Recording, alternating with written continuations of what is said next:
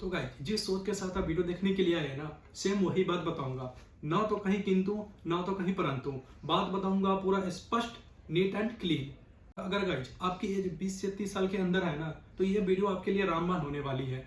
मैं कहता हूँ एक बार देखो ही देखो। मैं कुछ नहीं बोलूंगा, अब खुद कह के कमेंट में जाओगे कि वाह भाई आपका नाम तो नहीं जानता बट क्या बात बताई। तो चलिए गाइस वीडियो को शुरू करते हैं। वीडियो में शुरू से लेके लास्ट तक बने रहना है आपको, तभी समझ में आएगा आपको। मात्र 30 रुपए से, हाँ गाइज, मात्र 30 रुपए, 30 रुपए से आप एक बड़े रकम कैसे कमा सकते हैं।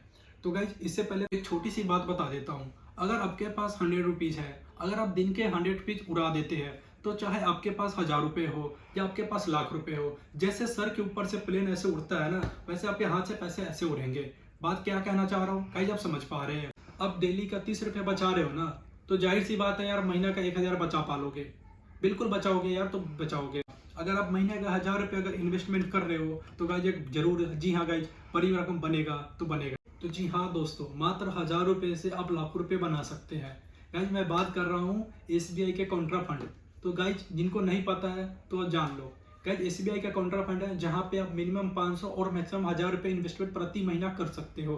गाइज अगर आप 1000 रुपये सपोज करो, अगर आप 1000 रुपये प्रति माह इन्वेस्टमेंट कर रहे हो, तो आने वाली 5 साल 10 साल में गाइज आपके पास लाखों पैसे पैसे ही होंगे।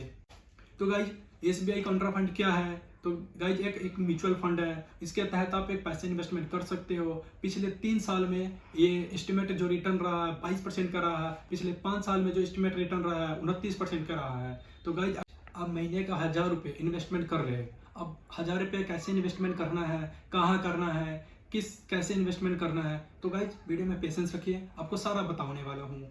तो दोस्तों मैं डायरेक्ट आपको फॉर्मेट पे ले आया हूँ और आप देख सकते हैं और समझने की कोशिश कीजिएगा कि यहाँ पे लिखा हुआ डेली RS 1000 × 30। आपको रोज़ का 100 रुपये इकट्ठा नहीं करना, नहीं सेविंग करना है। आपको अर्निंग करना है कितना, 30 रुपये। अगर 30 रुपये भी रोज़ का आप सेविंग करते हैं तो आपको महीना में इजीली 1000 रुपये सेविंग हो जाएगा। उसको ना मंथली म्यूचुअल फंड इन्वेस्टमेंट, आपको 1000 रुपये इन्वेस्टमेंट करना है म्यूचुअल फंड के तहत। तो आपको कितना, 5 साल के लिए कीजिएगा तो आपको कितना होगा, ये आपके ऊपर डिपेंड करता है कि आप 1 साल के लिए, कोई 2 साल के लिए कीजिए या 3 साल के लिए कीजिए। तो यहाँ पे 5 साल के लिए इकट्ठा कीजिएगा तो टोटल अमाउंट कितना हो जाएगा, 60,000। 60,000 हो जाएगा। 60,000 उसके बाद आप अपने जो इन्वेस्टमेंट करना है, किस में करना है, इसमें कॉन्ट्रा फंड में इन्वेस्टमेंट करना है, ठीक ना। जिनके पिछले 3 साल के रिटर्न 22% रहा है और 5 साल के रिटर्न 29% रहा है। और जो आगे की एस्टिमेट हम लगा के चले, रिटर्न जो है 18% हमको मिल ही जाएगा पिछले 5 साल के लिए। तो अगर आप मान लीजिए 60 रुपये आपने इन्वेस्टमेंट किया 5 साल में, उसका जो एस्टिमेट रिटर्न रहेगा वो आपको 37,658 रहेगा। तो टोटल की बात करें तो 97,658 बन जाएगा। अब देख सकते हैं जो लमसम जो हमारे अमाउंट हुआ था, टोटल कितना बना था, 97,658। और इसी को अगर हम देखिए, यहाँ पे भी आपको है, आपके अपने ऊपर आप कितने समय के लिए इसको पैसे को लिए ना से छोड़ सकते हैं। अगर आप 30 साल के लिए आप SWP करा सकते हैं, या 10 साल के, 20 साल के, ये आपके ऊपर है।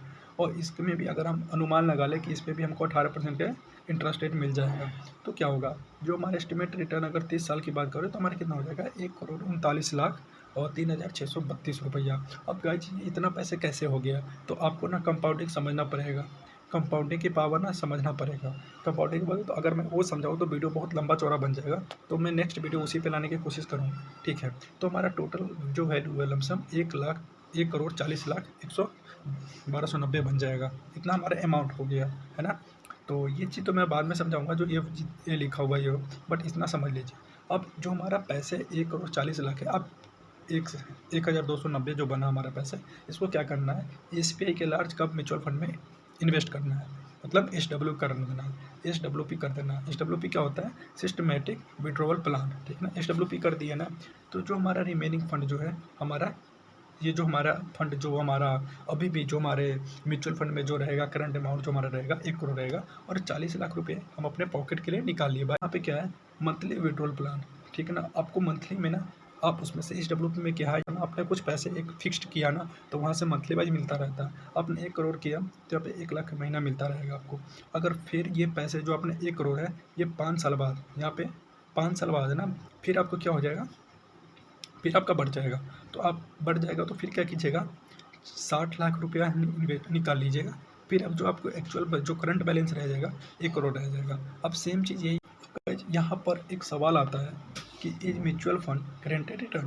देखो अब म्यूचुअल फंड तो पता ही है कि भाई ये बाजार में अगर ठीक है डाउन चल रहा है तो भाई उसका इम्पैक्ट दिखता है। अगर गाइज देखो, इतना सोचने समझने की घड़ी तो है नहीं, बट मैं एक चीज़ बताता हूँ, म्यूचुअल फंड्स में आर नॉट गारंटेड। ये तो गारंटेड तो नहीं है कि हाँ चलो हमने जितना सोचा उतना बन जाए। हाँ कभी कभी होता है जितना हम एस्टिमेट सोचते हैं उससे ज़्यादा भी बनता है और कम भी बनता है। कब?